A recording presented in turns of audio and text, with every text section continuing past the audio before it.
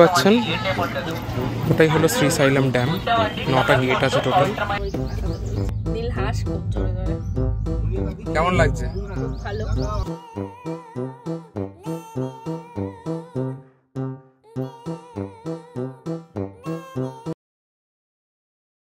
তো আমরা শ্রীশাইলামে পৌঁছে গেছি।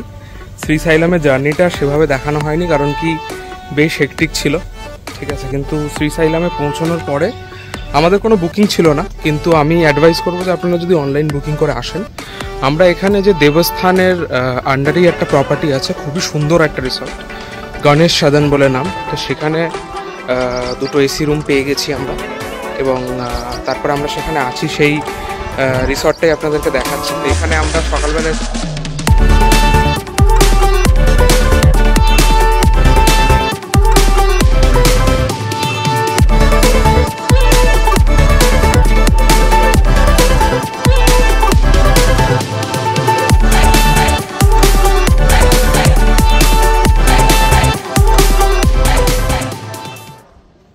লাইট লাঞ্চ করে আমরা বেরোবো সাইট সিইং এর জন্য। আমরা এখন আছি পঞ্চধারার একদম সামনে। ওই যে নিচে আপনি দেখতে পাচ্ছেন, ওই আমি দেখাচ্ছি ভালো করে, ওই জায়গাটিতে সুন্দর মন্দির আছে এবং চারিদিকে প্রাকৃতিক শোভাও অনন্য। কিন্তু এই জায়গাটা নামতে গেলে প্রায় 140 স্টেপ আমাদেরকে পায়ে হেঁটে নামতে হবে।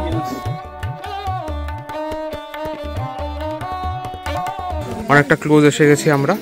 আজকে এটা আমাদের থার্ড স্পট। এর আগের যে দুটো স্পটে আমরা গেছি, একটা ছিল সাক্ষী গণেশ টেম্পল আর একটা ছিল হাটাকেশ্বর টেম্পল, বাট ওই জায়গাগুলোতে ফটোগ্রাফি সেভাবে অ্যালাউড ছিল না। এখানে তবু আমরা একটু ছবি তুলতে পারছি। এখানে অনেক স্পটেতেই এই ব্যাপারটা আছে।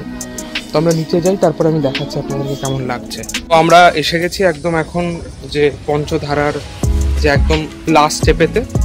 এই জায়গাটিতে আদিগুরু শঙ্করাচার্য তিনি এখানে ধ্যানস্থ হয়েছিলেন।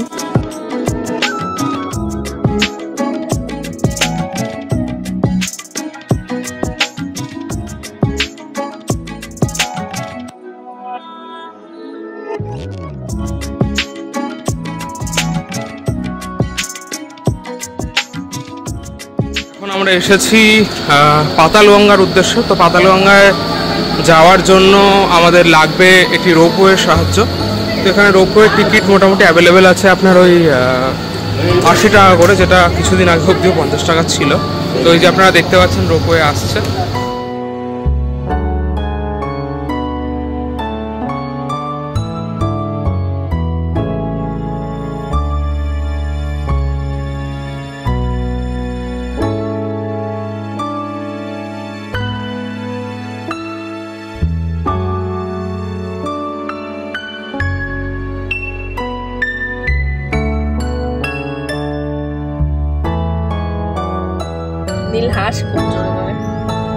কেমন লাগছে? ভালো। আর কিন্তু জলটার রংটা খুবই সুন্দর, সবুজ, আর ওই দূরে দেখা যাচ্ছে নীল নীল জলের মাঝে একটা নৌকা ভেসে আছে। ভালো, রাইডটা বেশ প্লিজিং। এই রোপওয়েটা করে চলে এসেছি আপাতত নিচে।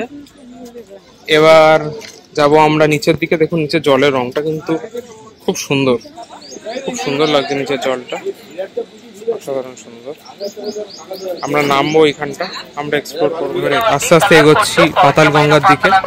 আমি যেখান থেকে দেখছি আমার তো জলের রংটা বেশ গ্রিনিশ লাগছে। ইটস পসিবল হয়তো এরকম আমি দেখছি, কিন্তু জানি না ক্যামেরাতে সেটা কতটা উঠে আসছে। এখানে ঈশ্বরের মূর্তি আছে। আরো নিচে নামতে হবে, বেশ অনেকগুলো স্টেপস আছে। I think more than 100s of steps হবে নিচে যাওয়ার জন্য। খুব সুন্দর চারিদিকটা। ওই যে দূরে দেখতে পাচ্ছেন ওটাই হলো শ্রীশাইলাম ড্যাম। 9টা গেট আছে টোটাল। কিন্তু এই অবস্থাতে মানে আজকের দিনে দাঁড়িয়ে ওই ড্যামটা ক্লোজ আছে, তাই আমরা সেখানে আপাতত যাচ্ছি না। আমরা এই ভিউটাই এনজয় করব।